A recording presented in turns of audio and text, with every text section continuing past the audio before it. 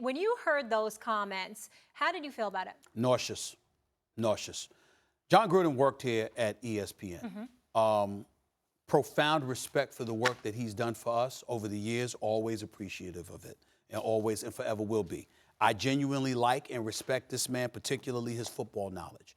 It made me nauseous to listen to him because, I mean, I might never accuse you of dancing like Fred Astaire again, Max Kellerman. That's what the hell I just saw from Jon Gruden. It really ticked me off, and here's why.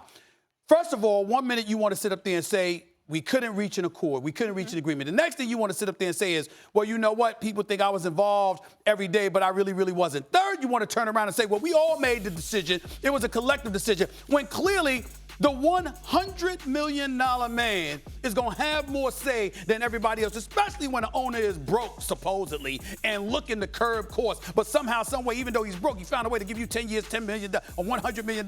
By the way, after you hadn't coached in a decade, in the previous 6 years that you coached in the daggone NFL, you only made the playoffs 2 times, and you missed, and you didn't win a playoff game in your last 6 years as a head coach. That's 16 years that Jon Gruden didn't win a playoff game. Now, this man gets $100 million, but y'all can't find money for Khalil Mack, the Mac Daddy, Raider Nation, silver and black.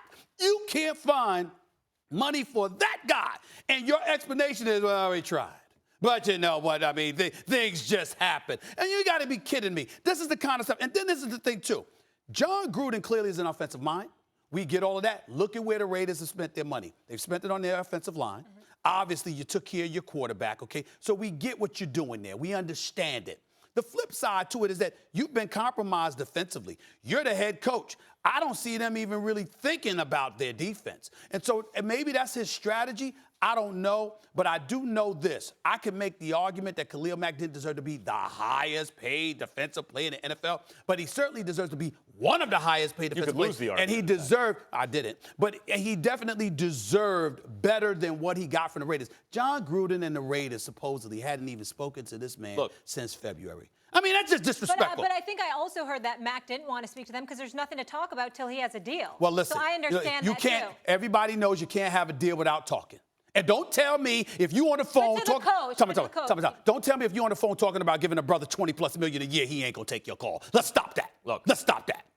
First of all, I agree with some of your sentiment, but I've digested just fine. I'm not nauseated at all by what Jon Gruden did. Also, I am also very appreciative of everything he did for us because he's a great broadcaster. Yes, he is. Not as appreciative as Bears fans, who I think that he probably did more for Bears fans right now.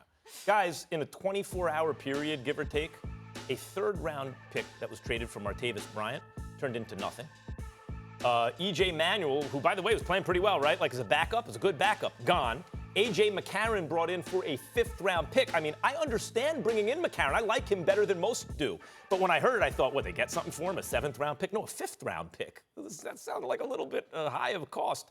And then what they received for Khalil Mack, which, again, as we've gone on the surface, looks like a good deal. But when you see where they traded draft positions and everything, and you see that it's almost like they only got 1 first-rounder when you consider the 2nd round. And when you consider where that first-rounder is likely to be, you're not going to find a Khalil Mack-level talent. But you really don't have a very good chance of doing that. So the details of the deal weren't good. So then that leads you to believe that Reggie McKenzie, the GM, did a bad job. Because where you can understand some of the moves, not at the price they paid. Like, a GM's job is to make sure that on the margins he gets value, not gives up value. And it seems like the value was given up. So you think, what's going on here? Well, if you didn't know anything about the Raiders. But Jon Gruden got 10 years, $100 million, Stephen A., as you said. That means, what do you think? He's not involved in personnel decisions? It's not just involved, but he's making the personnel decisions. Exactly. So Reggie McKenzie is handcuffed a bit because he knows what he's going to have to get done, right? He's going to have his marching orders, basically. He knows what he's going to have to get done. And then for Gruden to turn around and say, we made it as an organization. Exactly. But Sweet. Then he's kind of throwing McKenzie under the bus. Yes. But McKenzie, how's he supposed to be able to do his job efficiently and well and and get those details right? Like what draft pick you're getting back, like who you're cutting or who you're trading for and what you have to give up to get them. Okay. When the head coach is essentially, pretty obviously, running the organization. So it doesn't nauseate me, Stephen A. But I think for Gruden to make those calls and then turn around and point to the GM. Well, let me be specific. And this is just my philosophy. And damn it, it applies to me, it applies to you, it applies to everybody. When you are a high-end producer, show me the respect of communication. If there's no communication, leave that up to me. Don't disrespect me when I'm going out there and producing for you and you know I've earned something that you are a bit reluctant to give to me and then avoid me, especially when you got paid.